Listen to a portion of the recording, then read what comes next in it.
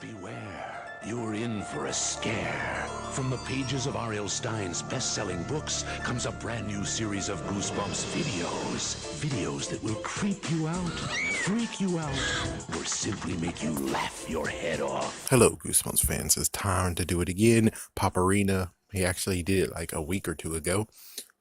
He made the next video, Scarecrow Walks at Midnight.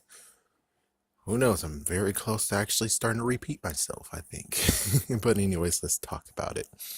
So it looks like that this book is actually pretty dry. And for note for people who don't know, this is one of the 3 books that actually had a bad aura.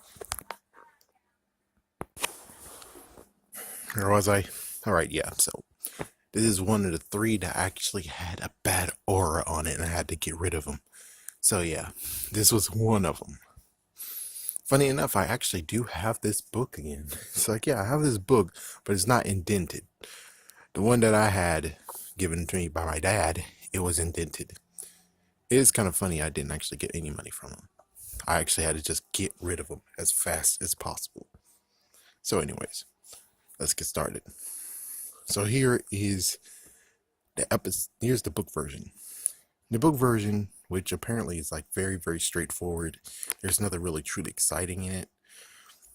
We got brother and sister, Mark and Jody. And of course, in the book version, there was a little bit of something that's like, ooh, that's a little bit cringy. The fact of Stanley actually a little bit. Let's just continue on. Look at PopArena's video. He'll tell you that little cringe-worthy moment.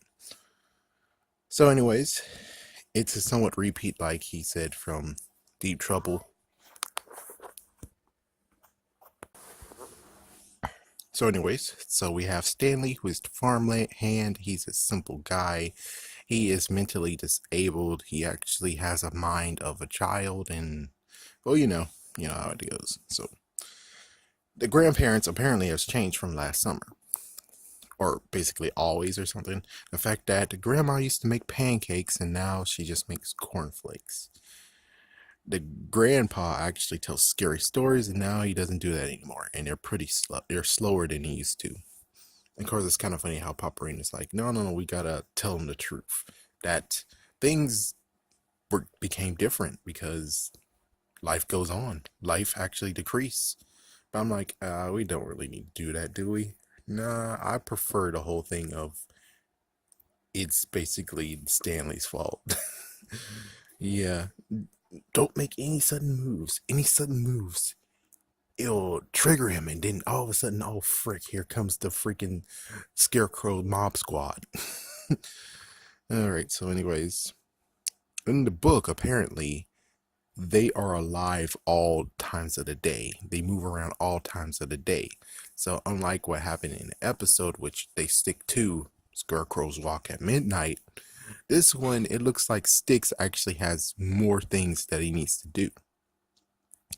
So anyway, Stanley actually found a book, and Stanley actually is kind of acting strange, even stranger and a little bit more snappy, especially in the episode. Stanley actually has a son, Styx. He's actually 16 years old. He has an attitude, and well, the kids thought he was basically pranking them when it comes to the scarecrows.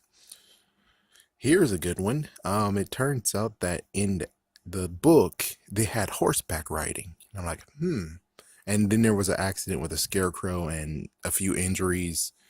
Yeah, I noticed that in the episode, they actually decided to be like, yeah, we're going to change that to biking. Because, well, horses cost freaking damn money. Horses cost money, number 1. Number 2, faking an injury with a horse is kind of a little bit etchy. Especially back in those days. It's like, yeah, it's a little bit etchy. They could actually get injured. So it makes sense why biking, they would actually make a fake injury. That's easier and costs less money. So what happens is after a while, they're like, oh, well, frick this. We're going to screw him over now. So Mark is now a scarecrow, and Jody actually says, yeah, we're going to try to prank him. We're going to get him the way he's getting us.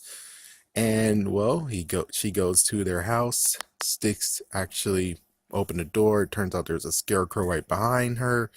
Sticks actually just went to the Scarecrow, took the Scarecrow down easily. While in the episode, he was throwing stones at it. Get away, get the frick out of here, get away. Oh man. And then Sticks actually explains everything. The fact that Stanley used magic. In the book, Stanley used magic to threaten the grandparents to do what he wants them to do. Do it his way. Because, well, he has to force them to be Burger King. While in the actual episode, Stanley's a little bit nicer. Because Stanley at first actually made the Scarecrows he awakened the Scarecrows so he can actually scare the birds even better, and it'll be less work for him. It's just like, I kind of was like, it would be even cooler if you would say the Scarecrows are actually just gonna scares the birds, and also do some of the chores for you. It would be even more interesting where they did do the chores for you, but eventually they were like, there's only one of him and so many of us. I think we can take this bastard. And that's what happened. It's like, yeah, we're going to scare the freaking hell out of you because we don't want to do your freaking ass work. You do it your damn self. And guess what? We're going to freaking scare your ass. Dude. It's like, damn, those scarecrows are bastards, man. But no, they just were raised, in the episode, they were raised to scare the birds away, but then they were scaring him, and he decided to actually use this to know how it feels not to be a farmhand, but something superior to a farmhand for at least a little while. Let's see, so Sticks actually hit the remaining Scarecrow. So in the book, just like in the episode, actually no, the episode's a little bit different. The book, he actually did put someone to sleep after he got his demands, and he said, I could do it at any moment, like this. Like Thanos, even though he doesn't know what Thanos is, because, well, that's 20 years later plus. So basically, he put some of the Scarecrows to sleep. He thought he did all of them, but some of them actually remained awake. So Sticks actually is gonna try to hide the Scarecrows so he doesn't know that, yeah, you didn't actually put all of them to sleep. In the book, well, Stanley doesn't know, actually. I think, well, that's the messed up part. It's like, yeah, from PopArena, I'm pretty sure maybe Stanley didn't even know that the Scarecrows are back alive.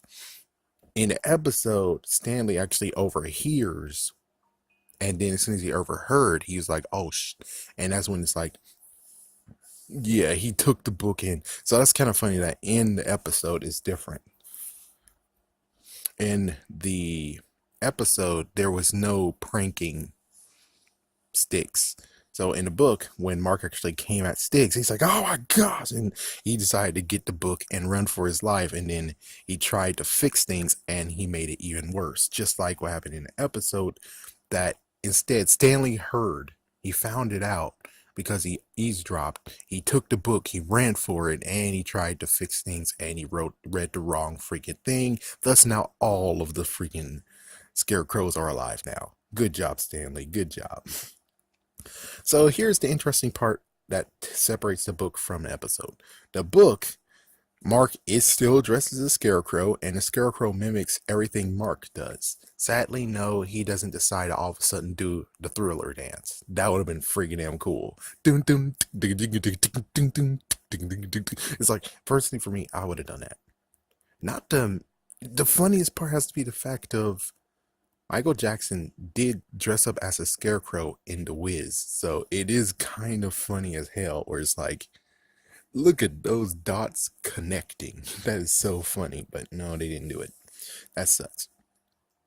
So basically what they did is like, oh, Mark, take your mask off. Then they'll take their heads off, and that's the end. He does it. The Scarecrows do it too, but the Scarecrows weren't stopped by that. They put their heads back on. They were like, hey, wait, what the frick? He's not one of us. Yep. So now they're attacking again. And, well, Sticks actually did the thing that happens in Frankenstein. He gets some fire and he burns the motherfuckers down. Yes, he took down all of them. They're all burned to a crisp. And just like in the episode, because technically book episodes mirror the book, Stanley's like, never again, never again. So I guess in the end, he finds out that, I'm not sure. Anyways, let's do some more episode stuff before we go. So, in the beginning, like I said, oh, I didn't even mention this. Stanley brings the kids to the grandparents' house, and Sticks actually drove with them. And in the episode, they mention about frog catching, and well, Stanley snaps out and say, "No, you shouldn't harm those frogs. I like frogs. If you do that, scarecrows walk at midnight." It's like, what the fuck, man? Like, my goodness. So the scarecrows weren't reversed. Yeah, the scarecrows weren't reversed in the book. And the ball catching, yeah, so there was ball catching too that was in the episode. And it didn't go too well. It went fine, and then it went into the freaking grass areas. They went to get the grass, went to get the ball, and then they looked at the scarecrow, and then yeah, that's when Sticks was just a little bit of a jerk. Actually, no. The grandparents are like, we gotta get inside. We gotta get inside. So here's the messed up part: is that in the actual episode, Sticks actually does do pranks. In the book, it was thought he would be a prankster. So they basically just said, forget, Sticks should be a prankster as well. So Sticks actually scared them like at least 2 times in the episode. And one thing Stanley told them is that Stanley actually made them walk once, actually twice. He did it last month and he did it last week before they came. So technically, he might have actually did it right last month and put them all to sleep, but he said last week. So that means that, oh, frick, he might have actually screwed up bringing them back last week, and that's why some of them are up. It's because he was stupid. uh, let's see, anything else? Oh, the kids actually noticed the changes in their grandparents and in Stanley and all the stuff. And oh yeah, in the episode, of course we're talking about the episode, Mark actually noticed that one of the scarecrow moved. Also, we actually get to see that the grandmother doesn't not only make chocolate chip pancakes, but she also has a signature apple pie.